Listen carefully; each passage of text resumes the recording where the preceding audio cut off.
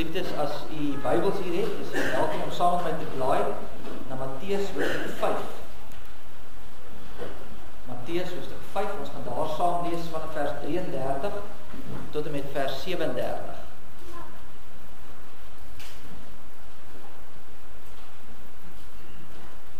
Matteus 5, vers 33 tot 37. Voordat ons saam luister na die woord van die Here, kom ons bid eers saam.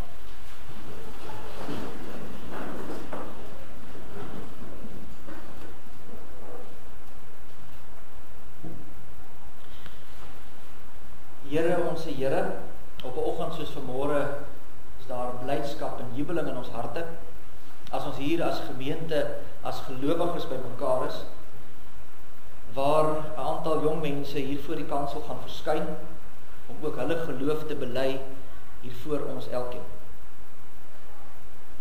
En ons besef dat dit nie deur hulle self is nie, want in onsself en deur onsself en tot onsself is ons tot niks in staat nie. Dis alleen wanneer u ons nader trek.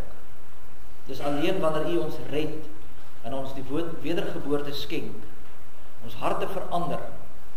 Dis dan wat ons kan opstaan en sê, ja, ek wil die Here dien. En daarom bring ons aan u vanmôre die lof en die eer en die dank as ons as gemeente by mekaar is.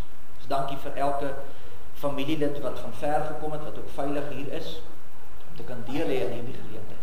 Oupas en oumas wat ook meemaak, mag dit ook vir elkeen van hulle besonders wees. Here, maar ons het gekom om u woord te hoor. Ons het met verwagting gekom om te hoor wat wil u ons leer.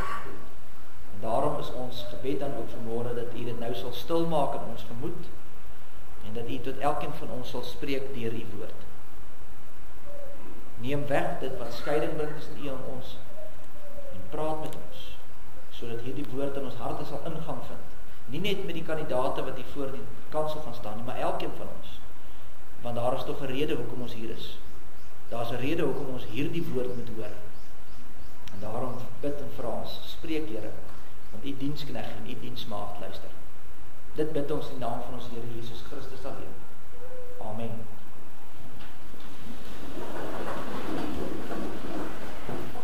Ek lees vir ons saam uit Matteus hoofstuk 5 vanaf vers 33.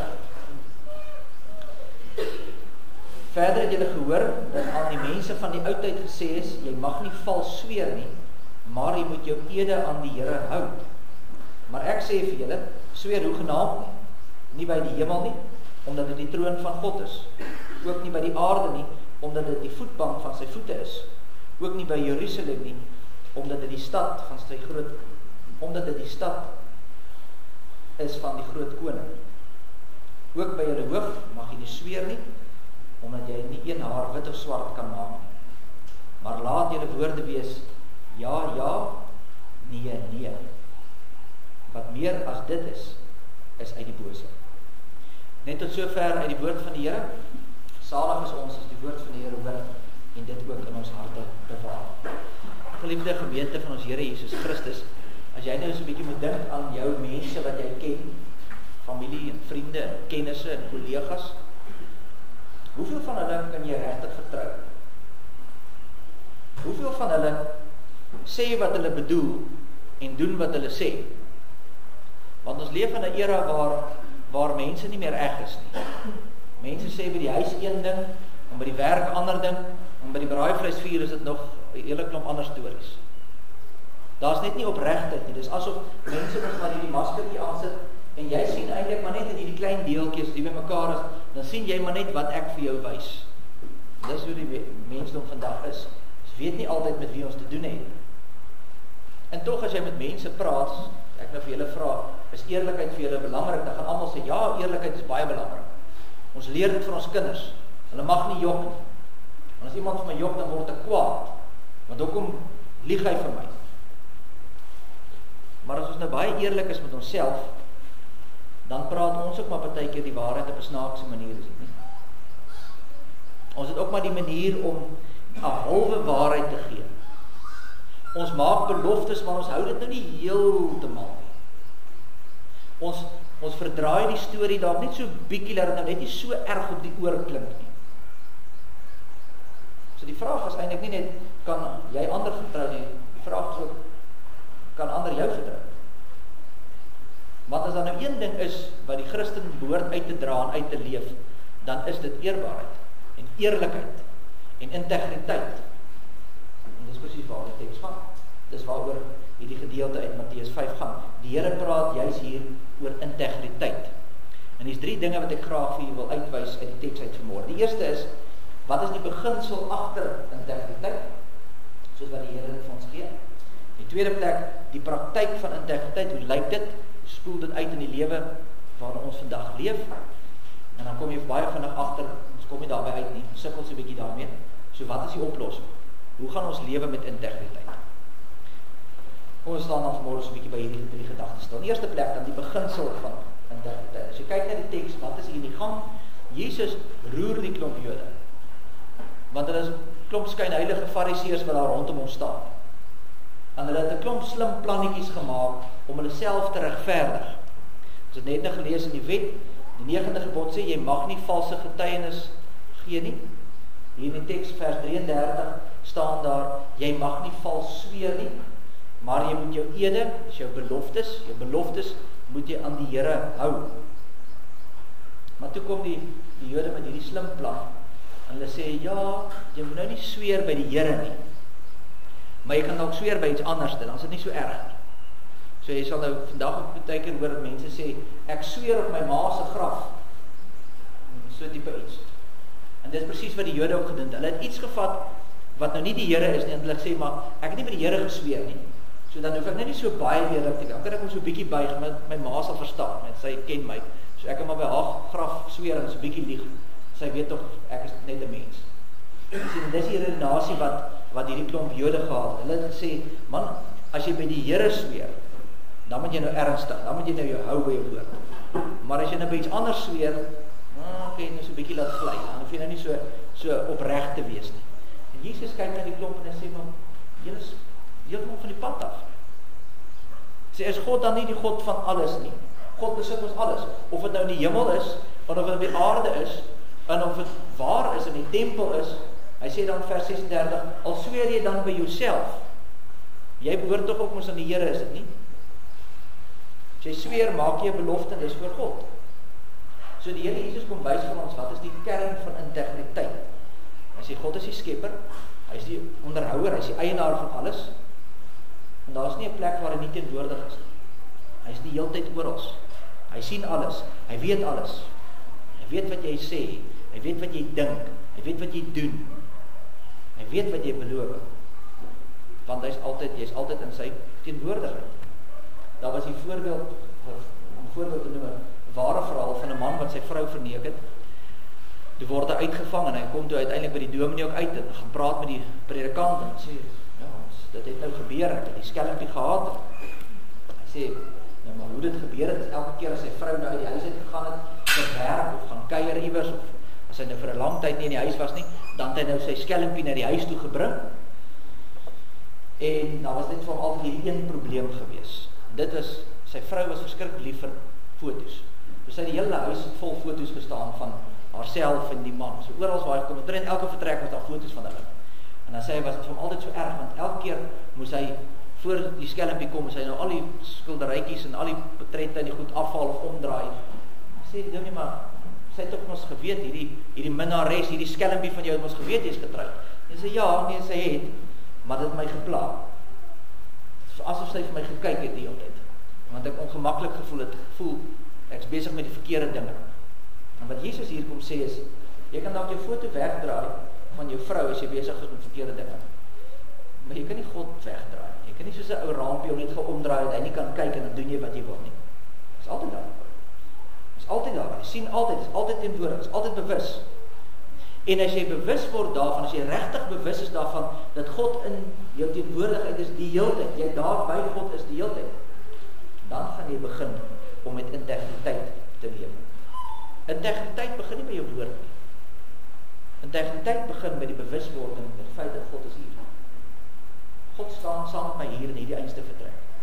En dis nou waar ons probleem is. Jesus sê, Matteus 5 vers 20 is die gedeelte nou net voor ons teksgedeelte, sê hy, as julle geregtigheid nie meer as die van die fariseërs is nie, sal julle die koninkryk van God nie sien. Nou wat hy daarmee bedoel is, die fariseërs het mos hierdie ding gehad, hulle het die klomp reëls gehad, die wette. En hulle het geglo, as ons al hierdie wette hou, dan gaan die Here ons mos nou seën. Hy moet. Dis so amper tik for tat tipe ding. Ek het nou al die reëls nagekom, so nou moet die Here my mos seën. En dis hoe hulle geredeneer het. Nou sê die Here, nee, ek vra baie meer as dit. Ek vra nie 'n uiterlike voorgee nie. Sien net, ek kom staan nou en ek sê ja, maar dis nie wat in my hart leef nie. Gaan nie net oor 'n valse eed wat jy aflê nie. Jy moet bewus wees dat elke ding wat jy sê, elke woord wat uit jou mond uitkom, is in die teenwoordigheid van God. Want hy is oral.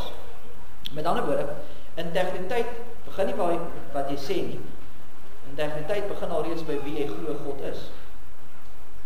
As jy glo God is net op Sondag hier en hy is net Sondag wat hy aanbid moet word, dan kom jy kerk toe en jy lyk baie netjies en jy werk in jou taal gebruik vir hierdie uur of 2 wat jy by die kerk is. En as jy uitgaan, dan gaan leef jy soos jy wil. Maar as jy weet hy sien alles en hy hoor elke gesprek wat jy voer, hoe jy met jou familie by die huis praat, en hy sien hoe jy jou kontrakte skryf, en hy sien hoe jy jou belastingvorm invul, en hy sien wat jy op WhatsApp stuur, al het jy dit weer gedelete, hy het laat sien, en hy weet wat in jou hart leef. As jy besef dat jy voor die aangesig van God leef, dan gaan jy anders begin leef, dan begin jy met integriteit leef. En wil jy weet of jy iemand is met integriteit? Vir jouself môre toets. Wat doen jy as niemand by jou is nie? Wat kyk jy? Wat dink jy? Wat sê jy? As jy weet, niemand gaan my sien. Niemand sal daarvan uitvind. Dis hoe jy bepaal of jy integriteit het of nie. En dan moet jy in elk geval onthou, iemand kyk altyd. God is altyd daar. So wat Jesus hier sê is, jy sal 'n mens wees van integriteit, as jy besef, God is oral. Hy is nie net in die tempel nie. Hy is by jou werk, en hy is by die kerk, en hy is in jou kar, en hy is in jou gedagtes, hy is oral. Hy is altyd daar. En hierin sien ons dan ook die uitvloeisel van ware gelowiges en valse gelowiges. Want die Here sê, julle moet my wet nakom, en nou vra vir jouself, hoe voel jy oor die wet? Jy net dink aan die wet van die Here. Is dit vir jou 'n las?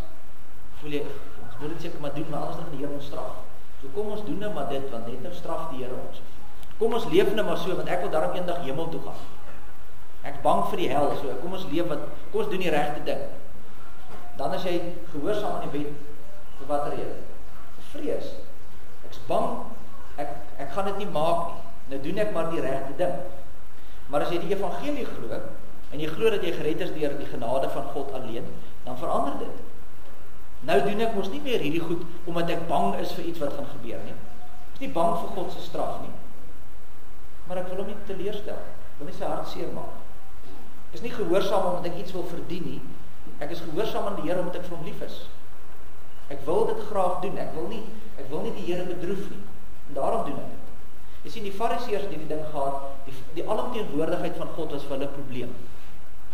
Want dit is vir hulle asof die Here die hele tyd kyk. En ons moet hierdie reël doen, ons moet hierdie ding nakom, ons moet hierdie ding nakom, dis hierdie big brother wat die hele tyd nie oor jou skouer loer en is nie lekker nie.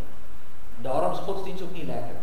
Want dis net reëls op reëls en reëls. Dis hoekom hulle die reëls begin buig het. Dis hoekom hulle gesê het, okay, maar as jy nou sweer by die tempel, moet jy dit hou, maar as jy nou sweer by iets anders, dan hoef jy nie. Hulle het begin om die reëls te buig. Hoekom? Want godsdienst was nie vir hulle lekker. Dis 'n klomp reëls wat jy moet nakom. En as godsdienst dit vir jou is, as jy voel, tog, alweer kerk. En die ouderling was nou by my gewees, en hy het gesê, ons moet nou kerk toe kom. En nou is ek nou maar weer in die kerk. Maar dit is eintlik so opoffer, dan jy fake. Jy's 'n skynheilige Christen. Jy's nie 'n Christen nie. Dis nie wat 'n Christen is nie. 'n Christen is bly oor die teenwoordigheid van God. Is opgewonde. Ja, is altyd lekker om te weet dat alles wat ek doen en sê voor die Here is nie. Maar ek is tog, dis tog mos lekker as iemand by jou is. Vat nou net, dink nou nie in die Here nie, dink net eers aan 'n vriend of 'n familielid. As jy so 'n vinger alleen is, dan is dit mos nie lekker nie. As daar iemand by jou is, ja, jy het 'n verantwoordelikheid. Jy kan nou nie net maak wat jy wil nie. Jy kan nie net sê wat jy wil of doen wat jy wil nie. Jy moet daai persoon in ag neem, so daar's aan een kant 'n verantwoordelikheid by, maar dit is tog mos lekker, is dit nie? Dit is lekker as daar iemand by jou is. Dit is nie lekker om alleen deur te ding. As jy alleen is, word jy gou bang. As iemand by jou het, dan voel jy dan so bietjie brawer. En dit is presies wat ons as gelowiges behoort te voel. Ons moet weet die Here se teenwoordigheid is mos lekker. Want ja, ek het verantwoordelikheid. Ek moet natuurlik kyk na wat ek doen. Die Here roep my op tot verantwoordelikheid, maar ek het ook die troos dat die Here is daar by my. En dis hoe ons die teenwoordigheid van God ervaar. Dis 'n vreugde, dis nie 'n las nie. So Jesus sê die geheim van integriteit is om eintlik maar net dieselfde persoon te wees by jou huis as wat jy in die publiek is. Dis integriteit. En hoe kry jy dit reg? Jy onthou die hele tyd dat die Here by jou is. Hy stap die pad saam met jou, hy is elke dag oral by jou. Jy hoef nie te sê, ek sweer by die koning, of ek sweer by die Here, of ek sweer by sy voetbank nie, want waar jy ook al is God. En wat ook al uit jou mond uitkom, is net so goed soos 'n belofte voor die Here. Dis net so goed jy sweer voor die Here. Dis wat integriteit is. Die tweede ding wat ons hier sien is, hoe gelyk dit in die praktyk. Vers 37 sê, maar laat julle woord wees, ja, ja, nee, nee. En dit is nou nie moeilik om te verstaan nie. As jy ja gesê het, doen dit. As jy nee gesê het, doen jy dit nie. Met ander woorde, jy moet konsekwent wees. Jy moet oral dieselfde wees.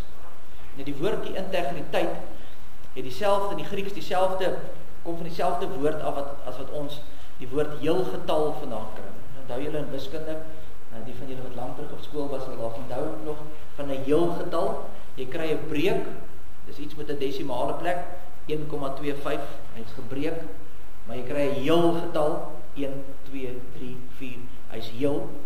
En dis waar hierdie integriteit en hierdie heel getalle kom van dieselfde plek af.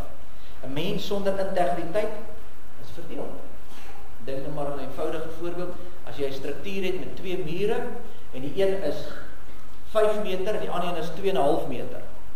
Dan gaan die ding so lyk. Dit gaan nie werk nie. Daar's nie integriteit nie, daar's nie standvastigheid nie. Maar as integriteit volgetal, heel 5 en 5, nou is hy stabiel. Dis die gedagte wat ons kry. Daarom moet jy jouself toets. Kyk bietjie na jou eie lewe. Sê jy nie maar soms maar een ding en dan doen jy ander nie. Sê jy dalk jy glo iets, maar hier binne-in dink jy eintlik iets anders en jy leef iets anders te daar buite. Een persoon by die kerk, ander een by die werk. Ja, in hierdie groepie, maar as ek saam met daai groep kuier, dan is dit nee. Nee, dan gaan ons op 'n ander pad. Ons leef in 'n wêreld waar mense nie meer eg is nie. Ek sê, hulle praat by die kerk, praat ons baie mooi. Al die lelike woordjies word uitgeblok. Maar by die braaivleisvuur, hoe praat ons dan? Hier by die kerk, jy het 'n pragtige rok aan. Joh, jy lyk so mooi. En môre, ek sien sy gelyk. Lyk soos my ouma se karavaangordyne wat sy gebruik het om 'n rok mee te maak. Weet so, dan sê ons nou weer sleg. Daar's nooit eerlikheid nie. Daar's altyd hierdie twee kante. Nou sê die Here nee, dit werk nie so nie. Jou ja is jou ja en jou nee is jou nee. Met ander woorde, wees oral dieselfde. As jy anders by die werk as by die kerk, dan is daar 'n probleem. As jy anders aanlyn as wat jy in die werklikheid is. En kry ons deesdae wat hulle noem hierdie keyboard warriors. Kyk, hulle sit net die hele dag op al hierdie sosiale media, dan sê hulle almal sleg. En hulle is soos 'n brullende leeu en hulle sê vir jou net wat hulle wil. Tot hulle voor jou staan, en so maak so 'n lammetjie nie. Geen probleem nie. Want dit is nou nie iets, dit is niks om te sê nie. En die wêreld help ons nie natuurlik nie, want dis wat die wêreld sê vandag. Die wêreld sê skep jouself. Bou jou eie beeld. Daar's hele storieetjies daar rondom. Jy maak vir jouself, ek weet nie wat se Afrikaans vir 'n avatar nie. Jy maak vir jouself 'n avatar, 'n hele lewe wat jy skep op die internet. Jy maak iets wat jy nie is nie. So daar leef jy. Verwyder van die werklikheid. En die probleem is, mense begin later nie goed glo. Hulle begin jok op hulle CV's en hulle verander hulle akademiese prestasies. En hulle verander hulle identiteit heeltemal.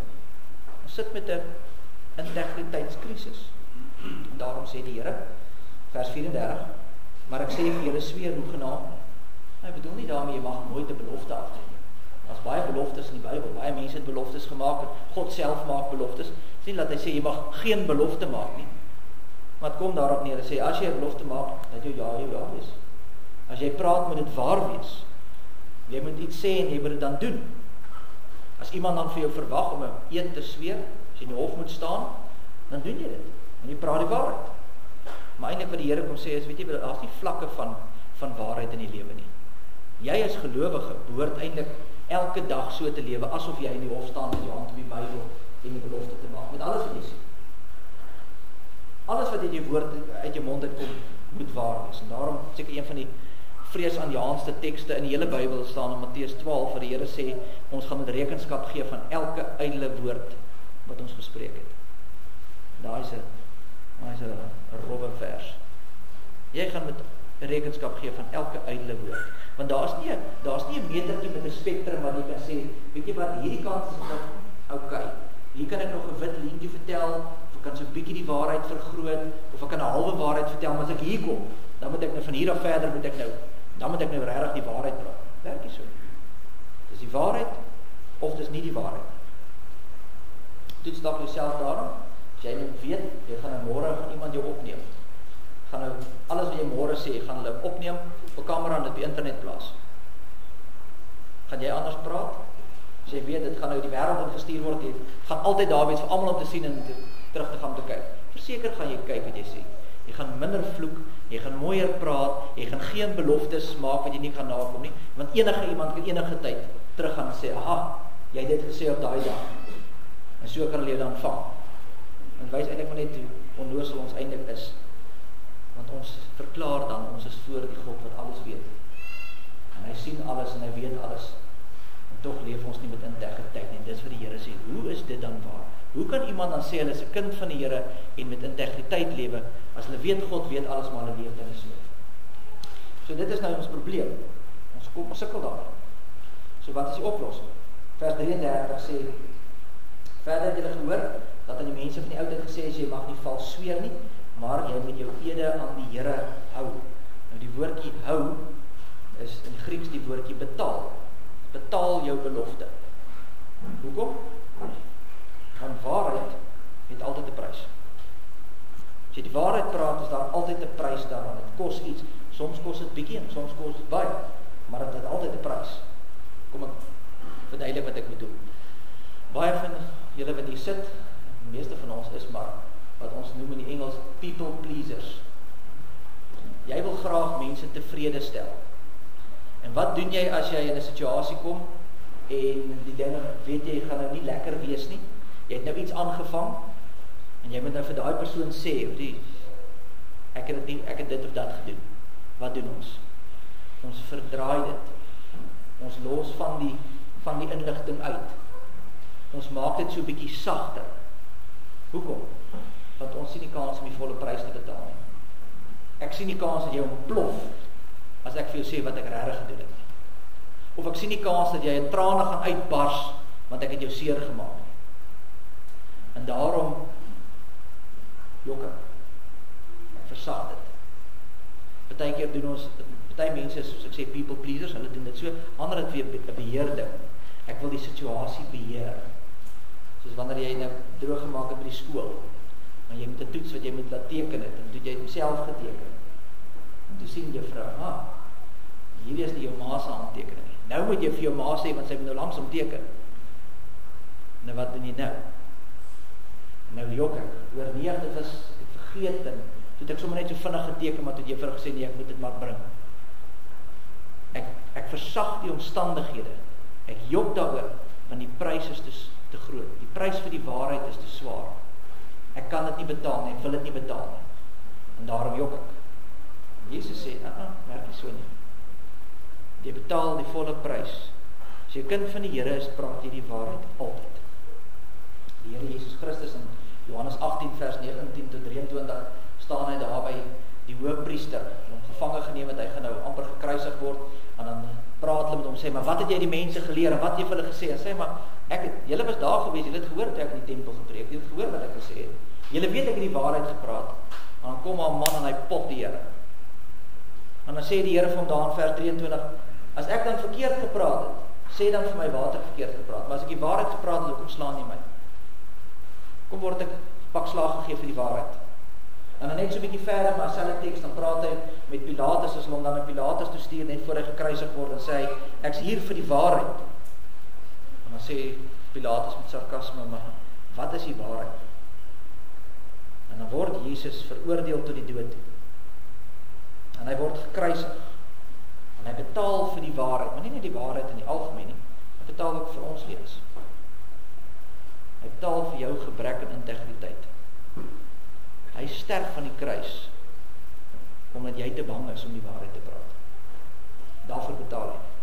Vir elke keer wat jy geweet het, dit is verkeerd wat jy sê, maar jy sê dit nog steeds so. Want die prys was net te hoog. Hy vat dit op homself. Hy dra die straf vir jou oneerlikheid en vir jou leuns. Hy hou sy woord. Hy hou sy belofte tot die einde toe. En dis die ding wat ons gaan help wanneer ons as gelowiges dan in 'n situasie kom. Hoe moet ek nou maak? En hierdie ding wat ek moet sê, hoe gaan ek dit sê? Die Here het vir my betaal. Kan nie halfpad praat nie. Kan nie die helfte van die goed sê nie. Moet die volle waarheid sê.